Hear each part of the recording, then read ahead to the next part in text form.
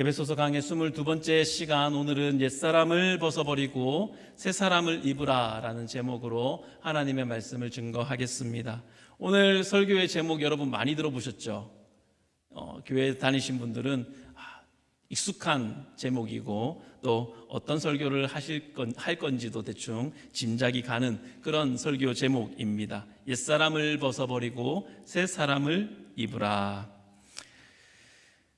그만큼 이 옛사람을 벗는 일, 그리고 새사람을 입는 일은 우리 구원받은 그리스도인들의 삶에서 굉장히 중요한 주제인 것 같습니다. 그래서 여러분 많이 들어보셨고 익숙한 주제일 것입니다. 옛사람을 벗어버리고 새사람을 입으라 라고 할 때 우리는 다시 4장 1절에 있는 말씀으로 한번 되돌아가 볼 필요가 있습니다. 4장 1절의 말씀을 한번 보시면요, 그러므로 주 안에서 갇힌 내가 너희를 권하노니 너희가 부르심을 받은 일에 합당하게 행하라, 이렇게 말씀합니다. 여러분, 하나님께서 여러분을 부르신 것을 여러분 아십니까? 여러분 믿으십니까? 하나님께서 여러분을 부르신 그 부르심에 여러분 감사하십니까? 여러분을 죄와 허물로 죽었던 데서 불러내셔서 살리신 분이 우리 하나님이십니다. 그 하나님께 감사하시기를 바랍니다. 이사야서 43장 말씀을 보시면요, 제가 한번 읽어드리겠습니다. 우리를 부르신 하나님의 은혜롭고 자비로운 말씀이 어떤 것인지를 말씀하고 있는데, 이사야서 43장 1절에 보면 너는 두려워하지 말라. 내가 너를 구속하였고 내가 너를 지명하여 불렀나니 너는 내 것이라.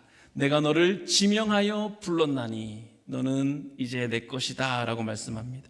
너가 물 가운데로 지날 때에 내가 너와 함께 할 것이다. 너가 강을 건널 때 물이 너를 침몰하지 못할 것이며 너가 불 가운데로 지날 때에 타지도 아니할 것이요 불꽃이 너를 사르지도 못하리니 대전하는 여호와 내 하나님이요 이스라엘의 거룩한 이요 너의 구원자임이라. 내가 내 눈에 보배롭고 존귀하게 내가 너를 사랑하노라, 이렇게 말씀하고 있습니다. 이것이 여러분을 부르신 하나님의 마음입니다. 하나님께서 여러분을 지명하여 부르신 것, 에베소 4장 1절에 부르심에 합당하게 살아라 했는데 그 부르신 것, 그것이 우리의 가장 큰 감사의 제목인 줄로 믿습니다. 여러분, 우리가 감사 열매를 지금 만들고 있지 않습니까?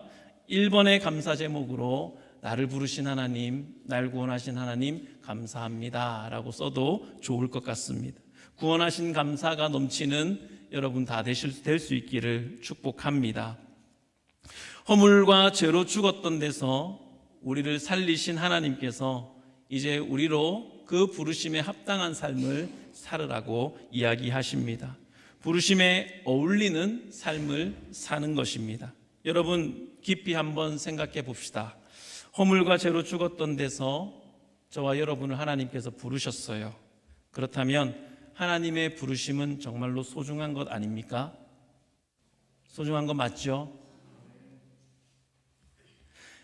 그렇다면 내가 부르심에 합당하게 살고 또 우리 가정도 하나님의 부르심에 합당하게 살고 또 우리 교회가 하나님의 부르심에 합당하게 세워지는 것이 그 무엇보다 중요하겠죠? 중요하겠죠?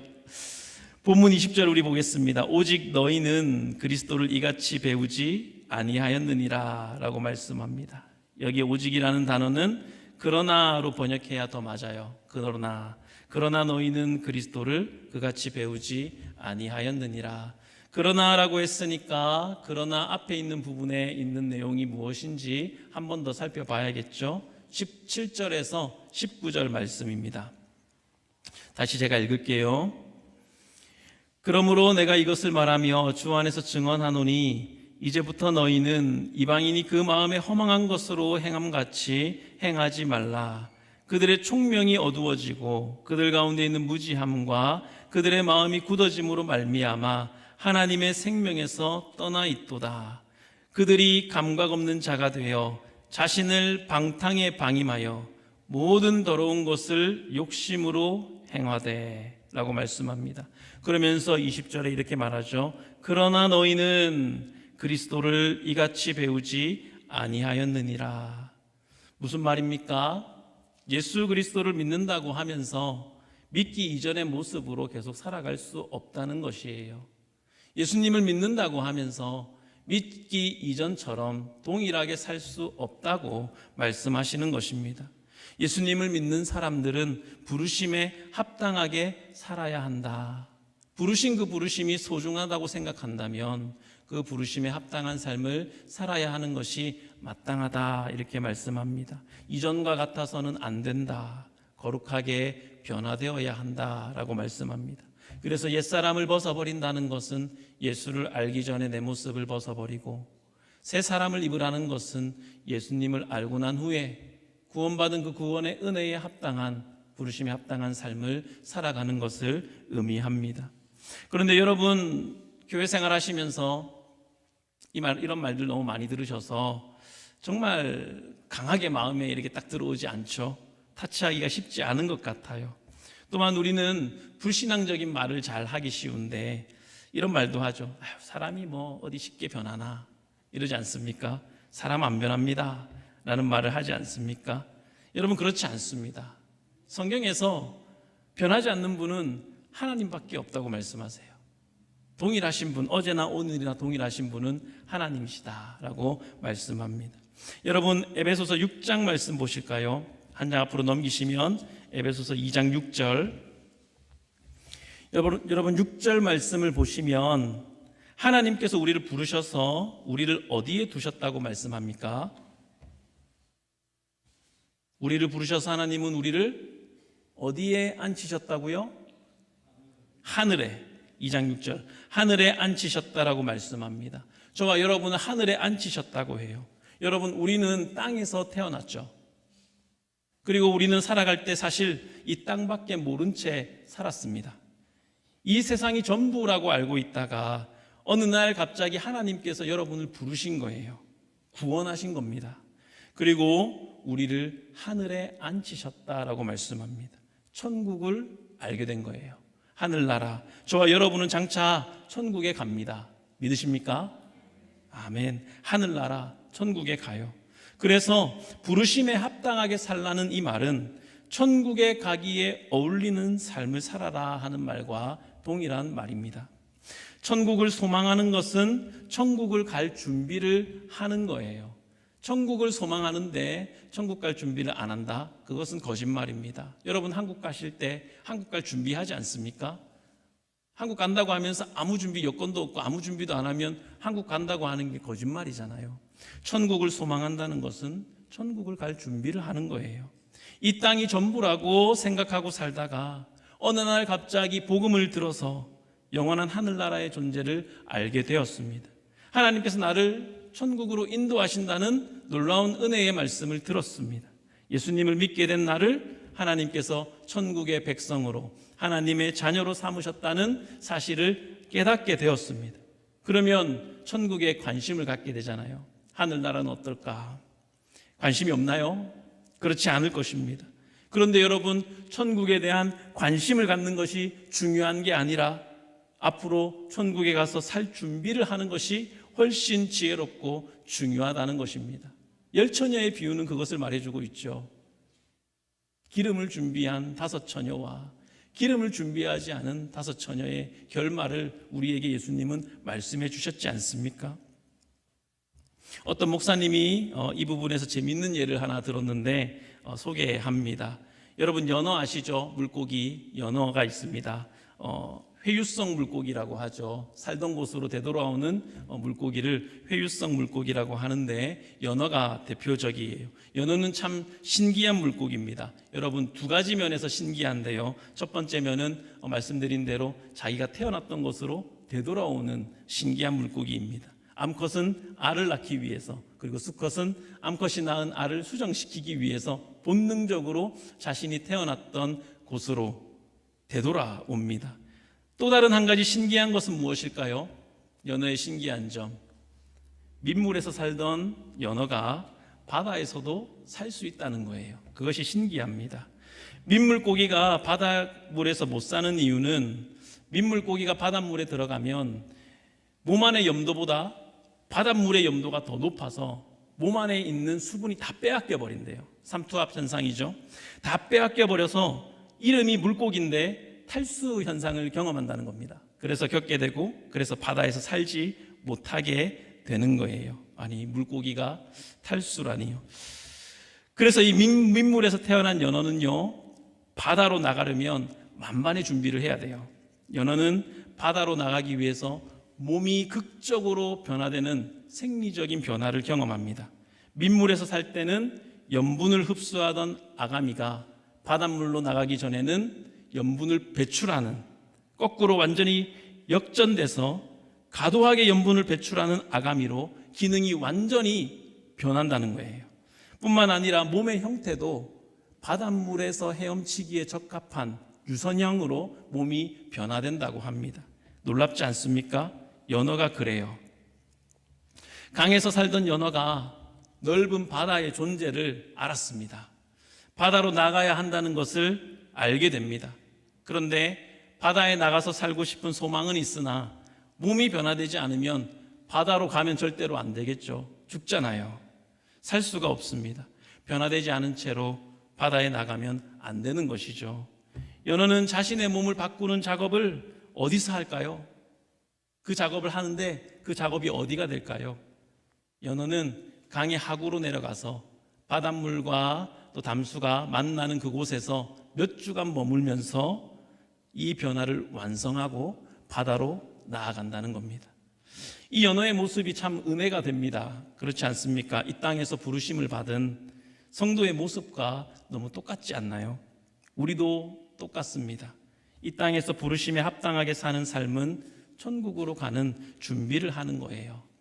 그것을 우리는 성령께서 하나 되게 하신 교회를 통해서 이루어 갑니다. 어떻게 해요? 그리스도를 배움으로써 그것을 이루어 가는 것입니다. 21절 말씀에 진리가 예수 안에 있는 것 같이 너희가 참으로 그에게서 듣고 또한 그 안에서 가르침을 받았을진데, 우리는 예수님에 관해서 듣고 예수님을 만나며 예수님을 인격적으로 대하면서 우리는 천국에 갈 준비를 하게 됩니다. 그럴 때 우리는 예수님을 닮아가는 삶을 살게 되는 거예요. 예수님을 배운다는 것은 지적으로 지식을 쌓는 것이 아니라 나의 전 인격이 예수님을 닮아가는, 예수님의 성품을 닮아가는 변화를 의미합니다. 여러분, 21절을 다시 보시면 너희는 그리스도에게서 듣고 그리스도 안에서 가르침을 받았다라고 말합니다. 그럼으로써 부르심에 합당하게 변화되는 거예요. 그런데 여러분 한번 생각해 보세요. 지금 사도 바울이 누구에게 편지하고 있습니까? 에베소 교회 성도들에게 편지하고 있어요. 그런데 에베소 교회 성도들 대부분은요, 예수님을 만난 적이 있을까요? 예수님을 만난 적이 없었을 겁니다. 그런데 오늘 본문의 바울은 그리스도에게서 듣고 너희가 그리스도 안에서 가르침을 받았다라고 말하고 있어요. 한 번도 만난 적이 없는데 어떻게 그리스도에게서 듣고 그리스도에게서 가르침을 받았다라고 말을 하는 것일까요? 여러분, 이 말의 의미는 무엇이겠습니까? 이 말은 말씀을 전하는 자에게서 듣고 가르침을 받았다라는 것을 의미합니다. 에베소 교회는 사도 바울이 대표적으로 복음을 전하는 사람으로 있었죠. 말씀을 가르치는 사람으로 있었습니다. 에베소 4장 11절로 올라가서 보면요, 4장 11절에 보면은 이렇게 말씀합니다. 그가 어떤 사람은 사도로, 어떤 사람은 선지자로, 어떤 사람은 복음 전하는 자로, 어떤 사람은 목사와 교사로 삼으셨으니, 이렇게 말씀합니다. 말씀을 전하는 직분이죠. 그래서 어떻게 됩니까? 12절에 이는 성도를 온전하게 하여 봉사의 일을 하게 하며 그리스도의 몸을 세우려 하심이라. 에베소 교인들은 사도 바울에게서 그리스도를 듣고 그리스도를 배웠습니다. 후에는 디모데가 와서 또 에베소 교회에서 사역을 하게 되죠.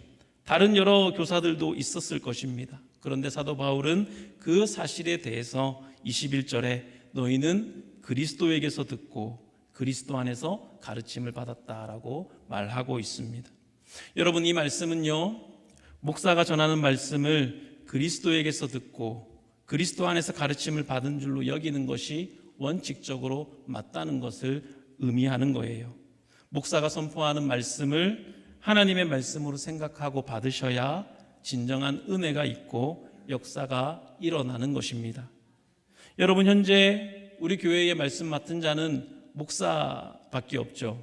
교사는 없지 않습니까? 뛰어난 평신도 교사도 세워지면 너무나 좋겠는데요. 그렇게 되길 기대하고요.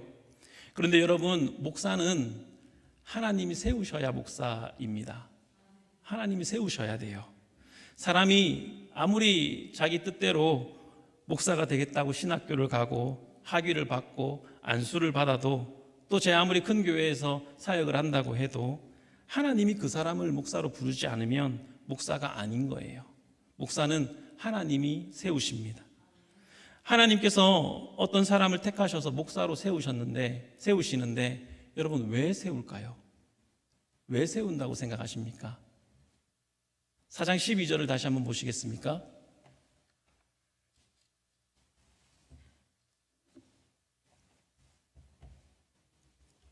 목회자가 누구 때문에 세워졌나요? 성도죠.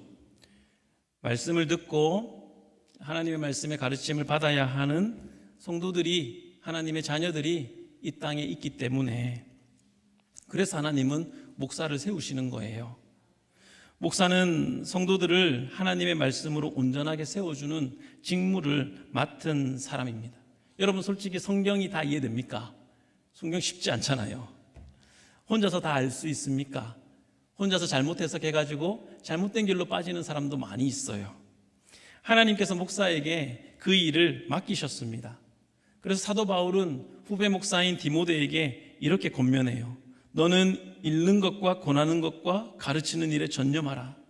목사 안수 받은 것을 가볍게 여기지 말고 이 모든 일에 전심전력해라.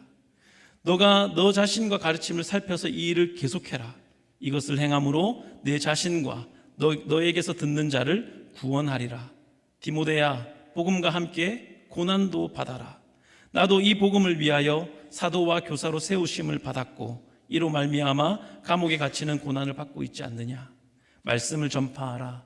때를 얻든지 못 얻든지 항상 힘써서 해라. 늘 오래 참으면서 가르치고 경책하며 경계하고 권해라. 이렇게 말합니다. 여러분, 목사는 성도를 위해서 수고하는 사람이에요.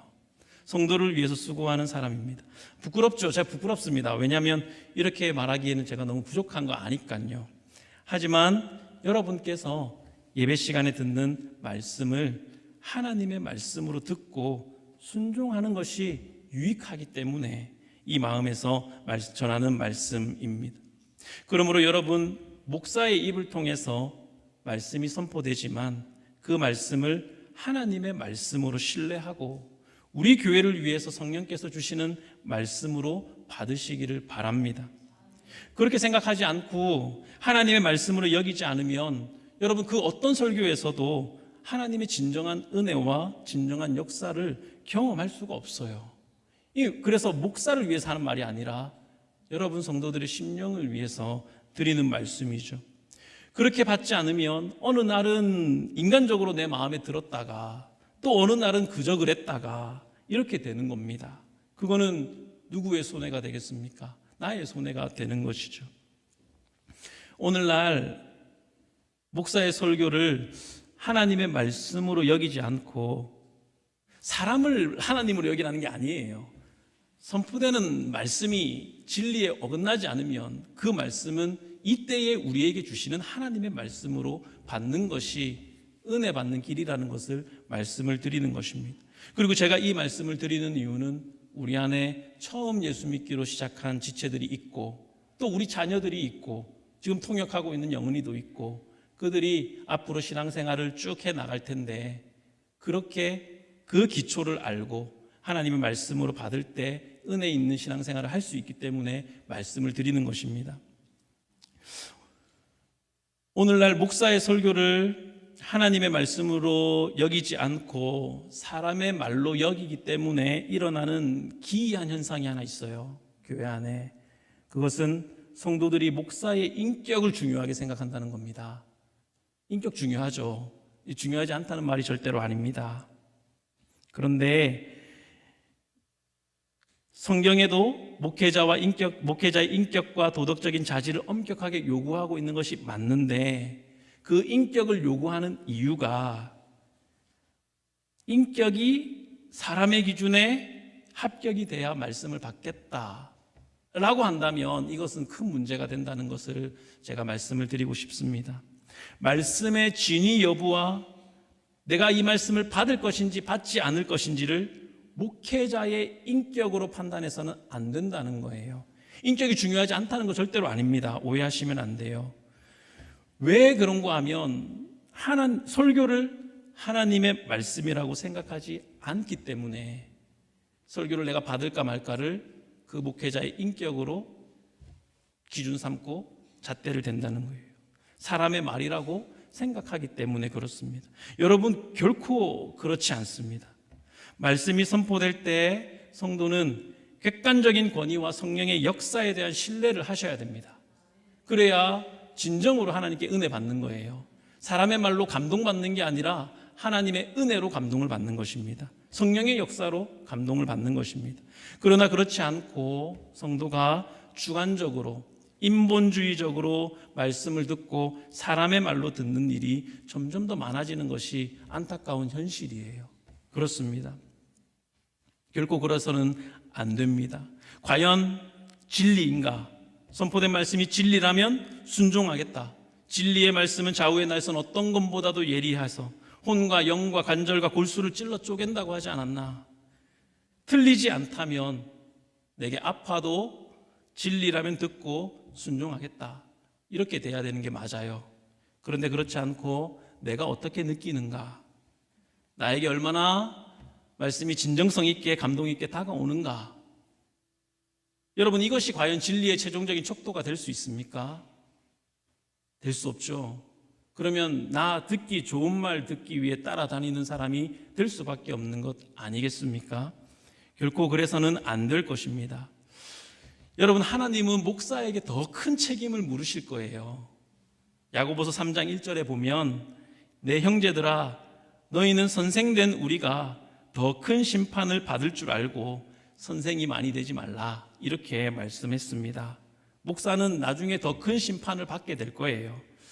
들은 말씀대로 살지 못하는 성도보다 자기가 말해놓고 그 말씀대로 살지 못한 목사가 더 큰 심판 받는 게 당연하지 않습니까? 당연하잖아요. 그렇게 된다는 거예요. 그렇기 때문에 여러분, 강단에서 선포되는 말씀이 진리에 어긋나지 않으면 하나님의 말씀으로 받는 마음밭을 가지셔야 합니다. 순종해야 하는 말씀으로 받는 마음밭을 가지셔야 합니다. 그것이 목사를 위함이 결코 아닙니다. 나 자신의 영혼을 위함입니다. 하나님의 은혜를 받아야 하지 않겠습니까? 성령의 감동으로 살아야 되지 않겠습니까? 인간이 주는 말의 감동으로 사실 겁니까? 그것은 다 지푸라기 같은 것과 다름이 없습니다. 계속해서 너희가 참으로 그에게서 듣고 또한 그 안에서 가르침을 받았은즉. 여러분, 그래서 바울은 3장에서 성도들이 그리스도를 더욱더 알기를 원한다고 기도했습니다. 그 일을 위해서 목사를 세우신 거고요. 저도 바울과 같은 마음으로 바울의 기도를 드립니다. 에베소서 3장 16절 말씀 한번 보겠습니다. 에베소서 3장 16절, 바울이 어떻게 기도하는지 성도들을 위해서 그 기도를 한번 다시 상기시켜 보겠습니다.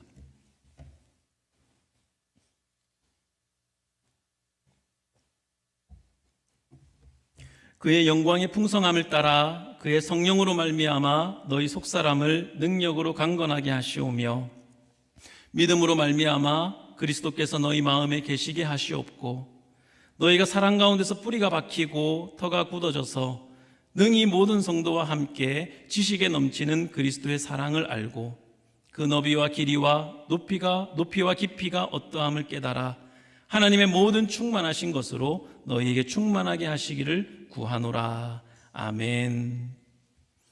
그리스도가 너희 마음에 계시게 하시옵고 그리스도의 사랑을 알아. 그리스도의 사랑의 너비와 길이와 높이와 깊이가 어떠한지를 깨닫게 하시기를, 충만하기를 구합니다 라고 바울이 기도합니다. 모든 목회자의 동일한 마음 아닐까요? 성도들의 심령에 그리스도로 충만한 것. 그리스도의 충만함으로 살아가는 것을 목회자들은 원할 것입니다. 그러므로 여러분 예수 그리스도께로 오시고 예수 그리스도를 배우십시오. 특별히 여러분 마태복음부터 요한복음까지 마태, 마가, 누가, 요한 복음서를 많이 읽으시고 산상수훈 말씀 마태복음 5장에서 7절까지의 말씀들을 많이 읽어보시기를 권면합니다. 예수님께서 이 땅에서 어떻게 사셨는지, 어떤 성품을 가지고 사람들을 대하셨는지, 예수님의 가르침은 또 어떤 가르침인지 여러분 쭉 읽으시고 또 읽으시고 예수님을 배우십시오. 그리스도께서 여러분 마음에 거하도록 힘쓰십시오. 그리스도께서 우리를 위해서 죽으셨습니다. 그 대속의 사랑이 얼마나 깊고 얼마나 높고 얼마나 넓은지 그것을 날마다 깨달아 알고 배워가는 우리들이 될 수 있기를 바랍니다. 예수 그리스도를 배우는 것은 단순히 정보를 습득하거나 지식을 쌓는 것이 아니라 예수님의 태어남, 삶, 죽음과 부활과 승천을 통해서 그분께서 우리에게 보여주셨던 성품과 사역과 그분의 가르침 전부를 배우고 그분을 닮아가는 것입니다. 그 일에 우리는 매진해야 합니다. 말씀을 읽고 말씀 들을 때에 그리스도와 연합되는 것을 경험하시기를 축복합니다. 주님의 교회 강단에서 선포되는 말씀도 성령께서 세우신 목회자 안에서 역사하여 그리스도로부터 나오는 살아있는 진리가 되게 해달라고 여러분 기도해 주시기를 바랍니다.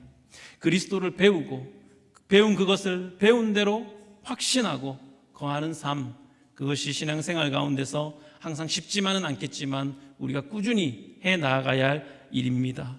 그러므로 환경 때문에 사람 때문에 낙심하지 말고 여러분 꺾이지 마시기를 바랍니다. 저도 목사의 직무를 최선을 다해서 섬기겠습니다. 계속해서 순전히 말씀을 배우고 배운 대로 확신하고 확신한 일에 거하십시오. 그것이 바로 옛사람을 벗어버리고 새사람을 입는 일입니다. 22절로 24절의 말씀에 실천이 되는 것이에요.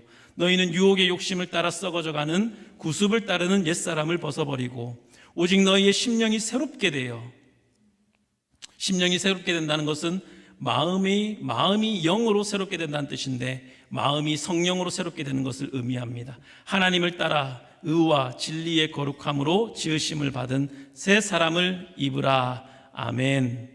그리스도를 배우면 배운 만큼 우리의 옛사람은 벗어지게 될 겁니다.